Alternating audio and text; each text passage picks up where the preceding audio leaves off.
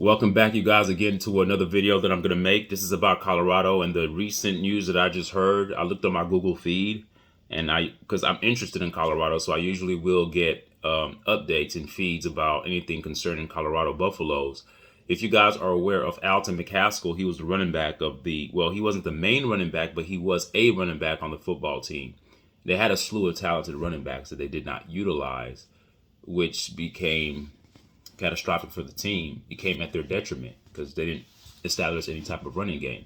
Well, the reason why I'm making this video because Alton McCaskill left a post on his X account, but that used to be known as Twitter. He said, I'm reading here. He says, "Promise, I'm doing my part. This team will get a different version of Alto. Y'all get ready for 2024. Hashtag Sko Buffs." I like that. I'm actually surprised that he's still there. I initially thought that he would transfer. Now, this does not make me a hater. It's not that I want all the good players to leave. I just want players who are talented, who are not being utilized, to look out for themselves and leave. You cannot love Coach Prime more than you love yourself. Coach Prime loves himself more than he loves you guys. He's looking out for himself, his best interest, and his kids, and his brand. He's all for self. So I encourage any other football player that's going to play for Coach Prime at Colorado, look out for yourself too. If you are talented, especially if you've already established yourself at another university. It's not like Alton McCaskill came out of high school. He was a monster at U of H. Yes, he had the injury. He worked hard. So this idea on the X social media website that he posted this comment saying that he's going to work hard. He promises that he's doing his part. I believe he did his part last year. He worked very hard to come back. He was very patient. He wasn't hardly used. Coach Prime did not utilize his running backs at all. So this is not an indictment on the running backs as if the running backs didn't work hard. Coach Prime did not care about the running game. I made a video before, months ago. I said if Alton McCaskill's last name was Alton Sanders, and if Alton McCaskill was Coach Prime's son, you better believe they would be running the ball every single play. It is what it is. And if you guys think that I'm just making that up, then you got to prove that to me. Because we understand that when I say we understand that Coach Prime totally abandons the running game when his son is in the game. He will continue to pass the ball knowing that his offensive line is inept in terms of pass blocking. He will continue to pass and pass and pass. He will continue to pass the ball when they have a 29-point lead at halftime. What competent coach would still predicate their offense on passing when you're up by 29 points? The idea is to kill clock by running the ball, put the pressure on the opposing team to score points. But you continue to pass the ball, quick 3 and out. You give the ball back to Stanford. Stanford gets the ball, and they score on you guys. So that's just poor coaching on my part, on the part of Coach Prime, on their part. However, Alton McCaskill, to me, I'm very shocked that he's still there.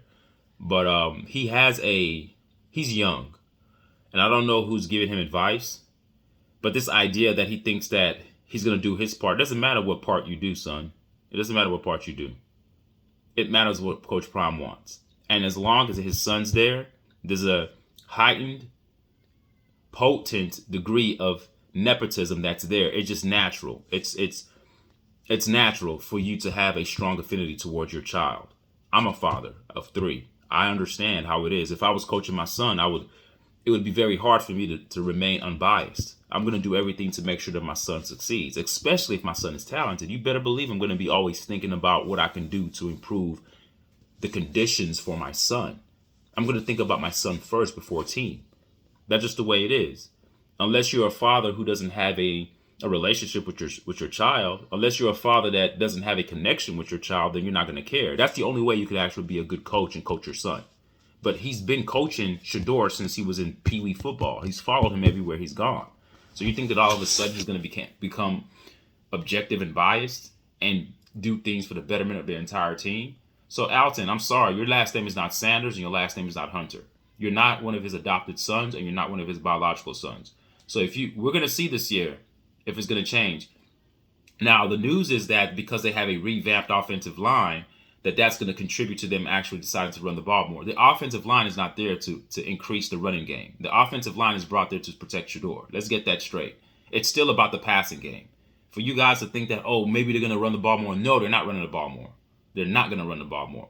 And I think what Coach Prime is afraid of, and this is my personal opinion, I don't have any facts or have any sources to back me up on this, but this is just my personal opinion, just by mere objective observation. I believe that Coach Prime is afraid that if Alton McCaskill gets in there and starts to actually do very well, it becomes glaringly obvious to any spectator or any pundit that, hey, they could run the ball. We don't need Shedeur to pass the ball 50 plus times a game. Then what happens if Coach Prime neglects to run and starts to pass more? Then the indictment of coaching ineptitude falls on the coach, because now people can actually see that the problem is not the team. The problem is the coach making a decision to veer away from the running game. So Coach Prime loves when he can run the ball and they gain 1 or 2 yards. Then he can actually tell the press conference after the game, the post-game conference, he can actually tell the interviewers, that, yeah, we tried to run the ball. We were behind the sticks. We couldn't get any yards. Running the ball, you have to commit. I've said this millions of times. It sounds like a broken record. When you run the ball, you have to commit to it. When you try to pass the ball, right, and you don't gain that many yards on the pass play. Let's say you pass the ball and the receiver drops the ball. Or you pass the ball and there's no yards after the catch. There's the lack of yak yards, right? Do you abandon the pass play? Or do you continue to work at it till you get what you want? The latter. You continue to work at it to get what you want if you are honed in on the passing game. If you are a coach that wants to truly establish the run to set up the pass, you will continue to smash mouth the ball till you get the defense to respect your running game, and then you can do play action off the running game. That's just the way it works. You're not going to gain 10 yards every running play. You're not even going to gain positive yardage on every running play, but you have to keep the defense honest. And to me, I think that Colorado had the skill and the talent in terms of the running back position to actually commit to the run. They did not choose to. When Shedeur would drop back and pass on every play, and the pass plays weren't showing any semblance of success, did Coach Prime abandon the passing play? No, he kept on passing. As a matter of fact, he chose to pass all the time. Even when he was asked during one of his press conferences before a game, one of the reporters asked him a question saying, are you going to, in order to protect Shedeur, are you going to think of adding an extra tight end to come chip block? Did you know what Coach Prime's response was? Oh, no, I don't believe in that. I believe in having the 5 wideouts. So you are willing to abandon the idea or the concept of protecting your son because you want your son's stats to actually be the main story of the team. You want to have his weapons out there. Well, it's a catch-22. You want weapons, you lose protection. Less weapons, more protection. This is the way it works. Less weapons, you bring that extra tight end in to chip block. Your son has time to actually make efficient throws, not the big splash plays and the attempt to try to, elevate and bloviate his statistics or pad his stats. So, Alton, good luck to you. I hope you do well. I just feel bad because I saw you at U of H, man. You are a monster. I thought that you were going to come in last year for Colorado football and actually make your mark. The fact that you stayed committed and you're there, it tells me that you do have character. But it also lets me know that you don't have a good because you can go anywhere. You can go to USC. Everybody, there's no college, there's no Power 5 conference that you cannot go to. Let's be straight here. There's no Power 5 conference team that's not going to allow you to come to their team. If not to be their starting running back, at least to be the backup. And if you are there as a backup, you won't be a backup very long for any Power 5 conference school. I don't care what recruit they have coming out of high school that's a 5-star. Alton McCaskill is a beast. You guys just didn't see it. To me, he reminded me of Adrian Peterson. I promise you, when I saw him run, I'm not saying he's Adrian Peterson. He reminded me of Adrian Peterson. And anybody who reminds me of Adrian Peterson is a monster. He's a big back. He's not small and tiny, and he's not a Dylan Edwards. He already has the NFL running back body in college. How can you not utilize this guy, Coach Prime? If he was your son, you better believe you would have been utilizing him to the maximum degree. You continued to pass the ball when your son was being broken. You allowed your son on multiple occasions to go to the locker room during halftime to get painkiller injections just to make sure he can still play, to make sure his statistics stayed on par. Imagine if Alton McCaskill was his son. It's not about protecting kids from themselves. It's about an agenda here. It's not about, oh, he's hurt, I want him to take his time to come back. You didn't do that with your son. You didn't do that with your son. Yeah, the last game of the season when your son sat out, by that time his back was already broken. He was finished. It really made no point for you to actually play him. And to me, the last 3 games, he should have been pulled. Shedeur was broken, folks. He could barely walk. He would barely get touched, and he would barely be able to kind of get to the sidelines. I saw the games. I watched every game. So, Alton, good luck. I hope you do well.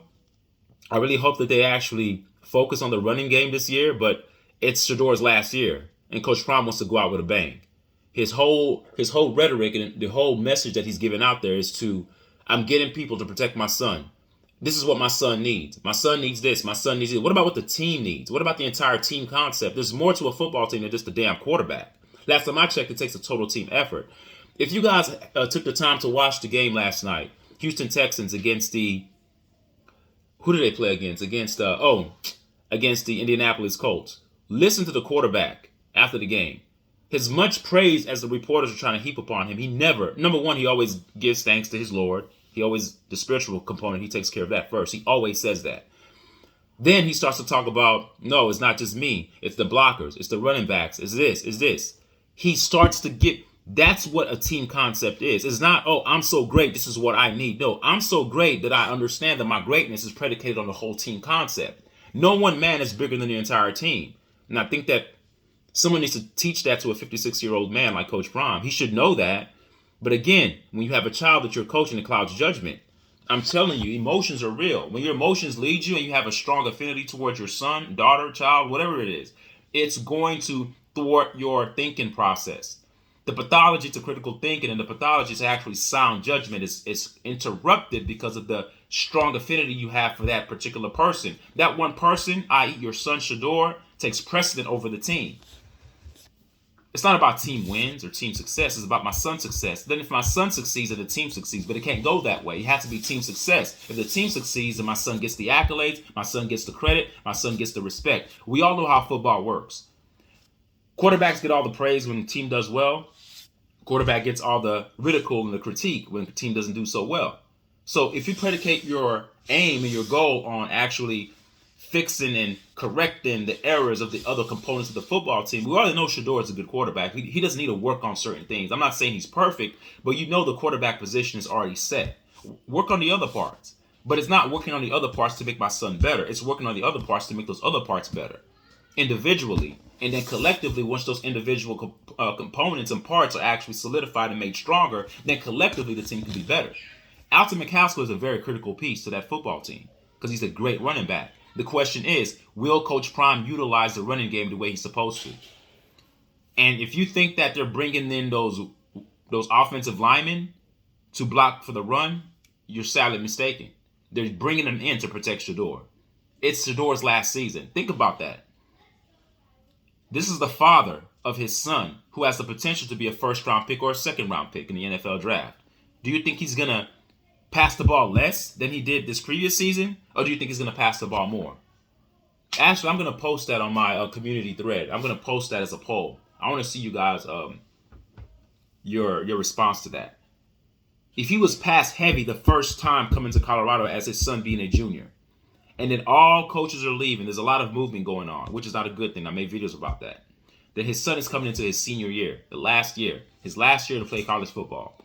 Do you think, as a father who's coaching his son, who's very, very charismatic about what his son needs, he doesn't mince words, and he's not ignorant. He doesn't care what people think.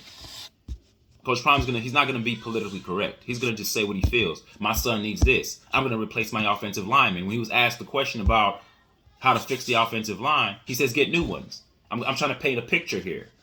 That's what he said. He literally threw his entire offensive lineman under the bus. So Coach Prime doesn't mince words. And that's what he's saying on camera. Imagine what he's saying behind camera in the locker room to those kids. So those linemen are there to protect Shedeur his senior year. So Alton, I want you to think about that. I don't know who's advising you. I don't know who your parent is. I don't know who your mom, dad, uncles. I don't know who you talk to. I don't know what Coach Prime has promised you. But I do know this. Don't think for 1 second that you didn't work hard last year, because you did. You worked very hard. You wanted to come back. And you were ready to play. You just weren't used. No running back was used. None. was used effectively or efficiently, Dylan Edwards is like a $120. He's not even a running back. I don't know why they continue to try to run him between the tackles. He should be on the wide out. He should be a what do you call those receivers that not a wide receiver, but he should be in the slot. He should play the slot. And who can he chip block? He's tiny. He can't hold a running back from coming at Shador. He'll get ran over and steamrolled. He's not that strong. You know who is strong? Alton. You know who was strong? Wilkerson, Hankerson. Those guys were thick. Those guys were big. But Coach Prime wasn't about that. He wasn't trying to build a power team. If you asked me, the personnel of the team was made to be a power running team. Similar to how Michigan is. Like Michigan can pass the ball, but they're not pass heavy. I think you take your personnel and you modify the team. You modify the team to fit the personnel that you have. It doesn't take away from the greatness of Shador. It doesn't. Actually, it would make Shador more efficient. He may not have the gaudy numbers. Instead of having 400 yards in a game, he may have 290. He may have 320. Instead of having 5 touchdowns, he may have 2 or 3 touchdowns, and the other running backs score the rest. That's okay. That's team success. That builds team morale. But when you have a locker room that everyone knows that everything's about Shador, it becomes the haves and the have-nots, and hence you end up having a divided locker room. I've played sports before. I know how it works. When you have the coach's son that's on the team, you become more circumspect as an other player. You start to watch, how does this coach treat us and his son? If the coach treats everybody the same and gives the same amount of attention to every skilled position as he does his son, then you're okay. But if everything's about the son, you feel like, oh, well, it's about him. I'm just I'm just the extra on this ride. I'm just collateral damage to accentuate their personal agenda. Therein lies the separate goals there. You have the coach's agenda and propaganda. Then you have the team that start to build their own. Then you have antagonistic energy that's actually built in the locker room. You end up having conflict. It's not spoken. It's in the air. You can feel it when you walk into the room. You can feel it in the locker room. You can feel it when you have cliques and clusters on the team, when a team is not unified. As I've said this before, and I'll say it again. Coach, number one, stop. If you're not going to walk with your team up and down the sideline, then don't walk with your son. If you're going to walk with your son up and down the sideline before the game, if you're going to walk up and down the sideline with Shador, if that's your little traditional ritual that you do, he says, when I get up, I'm coached to not get to the 40-yard line. Then when I get back to the 40-yard line, I'm dad, or whatever he said. Stop that. Stop that. This is not tennis. This is not golf. This is not a one-on-one sport. If you're not going to walk with your entire team up and down the sideline, giving them motivational messages, they want to be in. Your players want to know that you are just as invested in them as you are in your son, and those players will run through a damn brick wall for you. You're charismatic. We understand, Coach Prime, that you're a motivator, but anything that you do to single out your son apart from the team is a detriment to your team. I promise you it is. I know it looks good on camera for the people who love Prime so much. Oh, look at him, he's walking with his son. No, the team, they're all your sons. They're all of your sons. At that time, you are the father and you are the motivator, you are the inspirational person to all of them. They're all of your adopted sons. They're all of your dogs. They're not 1 or 2 dogs on your team. Start referencing your team as they're all dogs. Permeate that energy that you infuse into those 3 people, Shiloh, Shador, and Travis. The same energy you put into those 3, put it to your whole 50. How many people you have on your team? Put it to all of them. I don't care if somebody is on the bench, they hardly play. You never know. A starter can go down. You may need that bench player to come in and play his part and fill that void. Start walking with your team, coach. And if you can't walk with your team, don't walk with your son. Don't make your son more important than the entire team. And Alton McCaskill, I think you're missing a major point here.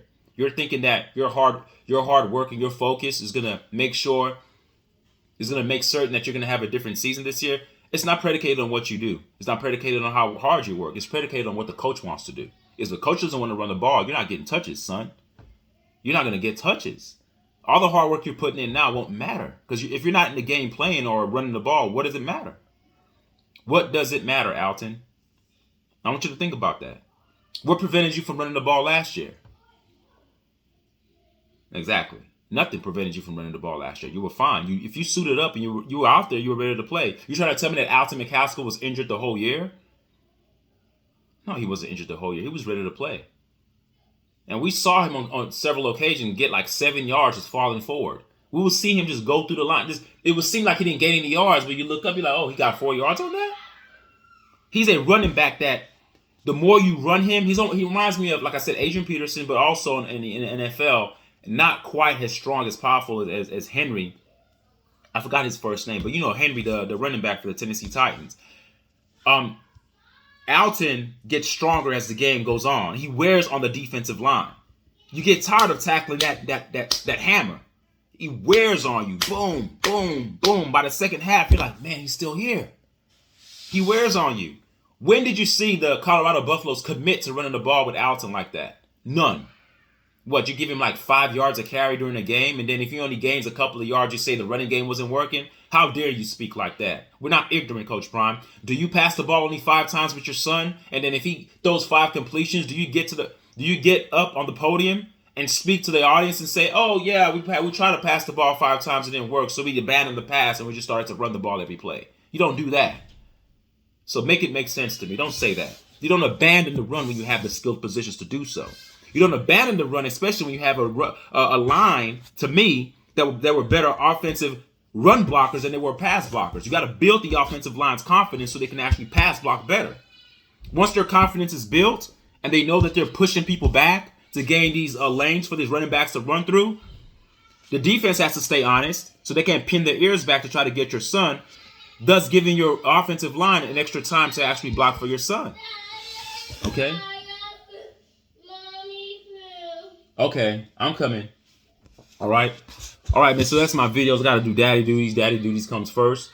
But that's what I feel. I feel Alton McCaskill is making a big mistake. We'll see if they run the ball more next year. So tell me what you guys think. Is it good for Alton McCaskill to actually stay and double down and commit extra hard to thinking that his extra hard work is going to equate to him actually running the ball more this year? Or do you guys think that Coach Prime is going to do the same old? Pass, and just use the run as a decoy to justify the means of passing so much? It's a game he's playing here, folks. He's going to run the ball just enough to prove that the running game does not work so he can continue to pass. He's not going to commit to the run.